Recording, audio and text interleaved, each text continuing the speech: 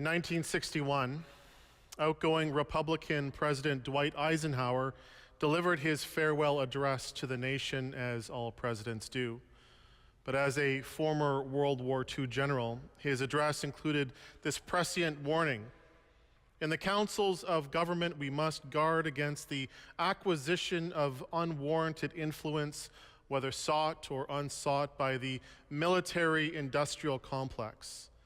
Eisenhower continued, the potential for the disastrous rise of misplaced power exists and will persist. We must never let the weight of this combination endanger our liberties or democratic processes. We should take nothing for granted. In January of this year, President Joe Biden delivered a farewell address of his own, and in an explicit nod to Eisenhower, offered a scorching warning about a new concentration of power. President Biden said, "Today, an oligarchy is taking shape in America of extreme wealth, power, and influence that literally threatens our entire democracy, our basic rights and freedoms, and a fair shot for everyone to get ahead. I'm equally concerned about the potential rise of a tech industrial complex that can pose real dangers for our country." This new tech industrial complex was unabashedly on display at the inauguration of President Donald Trump on January 20th, where pride of place in the ceremony was given to Elon Musk and the other tech leaders from Meta, Amazon, Google, Apple, TikTok, and Uber. As Senator Elizabeth Warren noted at the time, they have even better seats than Trump's own cabinet picks. That says it all. This new concentration of influence in just a few wealthy people is arguably the most obvious in the far-reaching powers recently given to the entirely unelected richest man in the world, Elon Musk, to take the tech mantra of move fast and break things into governmental institutions. I recently listened to a New York Times interview about Musk with Ezra Klein and Kara Swisher, a tech reporter who has been covering Musk for years. It was fascinating and disturbing to hear Swisher's take, starting with her assertion that Musk has a darkly dystopian view of the world. His desire to go to Mars is very much centered in his belief that humanity is doomed and we have to get off this planet.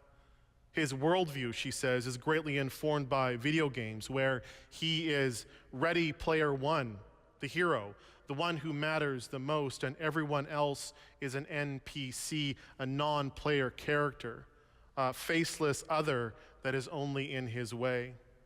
Despite his vast wealth that he could choose to use to help solve some of humanity's problems, Musk is not motivated by money, only the power that money provides. Money provides the tools and opportunities to decide, to center reality on yourself.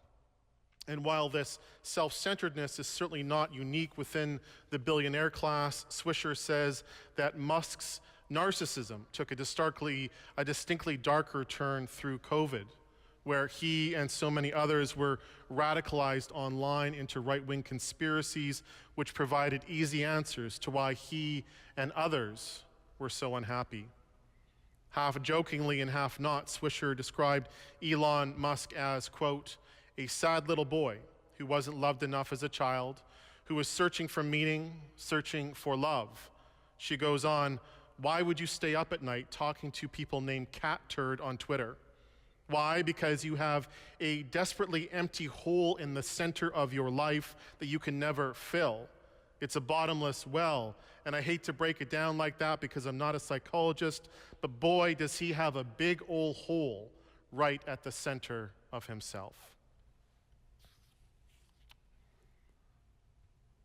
Thus says the Lord, cursed are those who trust in mere mortals and make mere flesh their strength, whose hearts turn away from the Lord. They shall be like a shrub in the desert, and not see when relief comes. They shall live in the parched places of the wilderness, in an uninhabited salt land. The heart is devious above all else. It is perverse. Who can understand it? The words of Jeremiah seem apt in the current era of power-hungry politicians and oligarchs who would uplift their own devices and desires of their own hearts, who would see themselves as the main character, usurping for themselves the rightful place of God in the story of salvation. The prophet's words lay a biting criticism upon any who would rely on their wealth, status, or religious heritage while failing to honor God and God's commandments of Torah to love the neighbor and welcome the stranger. The prophet Jeremiah's historical context was that of the Babylonian exile, the 6th century BC rupture of culture, religion, and national sovereignty for the nation of Judah. The rupture came in the form of an invading army, which the prophet says is justified because of the nation's unfaithfulness to God. It may be uncomfortable for us to hear, but Jeremiah declares that this is God's judgment. And the only ground in which God's people can truly flourish, the only way to make the nation great again, is by letting go of traditional understandings of power. Strong armies, secure borders, sustainable religious institutions. Jeremiah challenges them all as the ultimate goals of life. Such standards by which humans judge success are as shallow as the roots of a shrub in the parched places of the desert. This is the way of dust and death. Go deeper, the prophet says. Go deeper, deeper, deeper. Perhaps you saw this on the news or celebrated it yourself, but yesterday was Flag Day in Canada, a day that we marked for the first time the red and white maple leaf flag, and when it was raised on Parliament Hill on February 15th, 1965, replacing the Canadian red ensign. Last week, Canada's 5 living former prime ministers, Joe Clark, Kim Campbell, Jean Chrétien, Paul Martin, and Stephen Harper jointly wrote an open letter telling Canadians to, quote, show the flag like never before as the country contends with threats and insults from Donald Trump. The letter says that they have witnessed a surge of Canadian pride and patriotism, and they are heartened to see that so many people are coming together to express their love for our country and their determination to defend Canada's values and our independence. These leaders from different political stripes conclude, we've had our share of battles in the past, but we all agree on one thing. Canada, the true north, strong and free, the best country in the world, is worth celebrating and worth fighting for. Makes you want to hug a beaver and chug some maple syrup, doesn't it? I am a very proud Canadian, and I strongly believe in supporting Canadian culture and businesses and institutions and the people who put on a uniform to defend our country. But there's something about this current moment that we're in, something about this current moment that is reminding me of another moment. This we're all in it together vibe feels to me like those first weeks of the COVID-19 pandemic. And I'm sure you will recall what started as a unifying effort to tackle a common threat quickly turned nasty. What started with goodwill in a very short amount of time metastasized into intolerance and radicalization.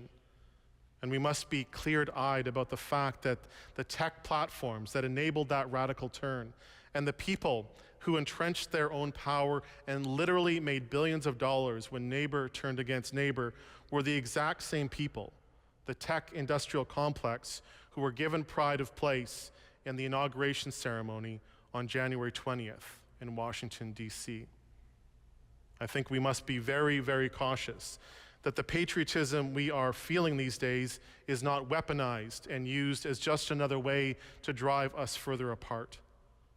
While this moment of national pride comes from a good place, we should also recognize that this is a moment of the heart as the prophet Jeremiah understood it, the place of passion and emotion, which is also the place that can be exploited when we are scared or feel threatened. As Jeremiah writes, the heart is devious above all else. It is perverse. Who can understand it? The heart longs. The heart aches. The heart breaks. The heart is the hole at the center of us that yearns to be filled, and make no mistake, we will fill it with something. That scared child that lives within each of us will reach out for something to hold on to. Maybe it is patriotism. Maybe it will be the idols of consumerism, or the conspiracy theories that titillate, or the hedonistic pleasures that will bring the next dopamine hit. But Jeremiah knew that none of them will satiate, for they are the path of woe and not the blessings we seek. Go deeper, the prophet says. Go deeper, deeper, deeper. The medieval theologian Thomas Aquinas once wrote that it is evident that nothing can bring the will of man to rest except the universal good. This is not found in any creative thing, but only in God. Therefore, man's happiness consists in God alone. God is the one who can make our hearts whole. We live in the world, and we have to make decisions on how to be in the world, what to buy, who to vote for, what to give our attention for. But our faith says that our trust is for God. Blessed are those who trust in the Lord, whose trust is the Lord, the prophet says. They shall be like a tree planted by water, sending out its roots by the stream. It shall not fear when heat comes, and its leaves shall stay green. In the year of drought it is not anxious, and it does not cease to bear fruit. When we do our best, which is really all any of us can do, when we do our best to love our neighbor and welcome the stranger and take care of our common home, but we place our trust in God, as the prophet Jeremiah says, when we place our faith in God, that is how our souls find its rest. And our heart is filled with the universal good, and we are like the tree with its deep roots by the flowing stream, not fearing the droughts, always bearing good fruit.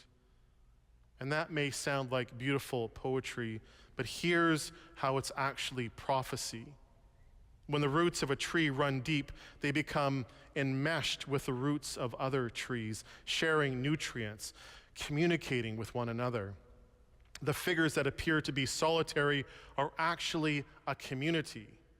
There is no Ready Player One in a forest. All the characters are valued, all the creatures are needed, and the stream that nourishes all knows no political boundaries and waves no national flag. The great river of God's love flows through all places and races and can never be dammed for exclusive use by anyone, no matter how much money you have. The true power in this universe resides with God. And faith is the only thing that truly fills the human heart. I give the last words now to what might sound familiar from Jack Layton's last public statement before he died in 2011. But were actually given by Prime Minister Wilfrid Laurier to a group of young Canadians on October 11th, 1916, 2 years into the First World War. Laurier said, "I shall remind you that already many problems rise before you. Problems of race division, problems of creed difference, problems of economic conflict, problems of national duty and national aspiration. Let me tell you that for the solution of these problems, you have a safe guide, an unfailing light if you remember that faith is better than doubt and love is better than hate.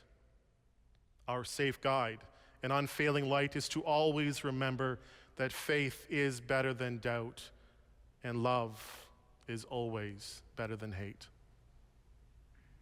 Amen.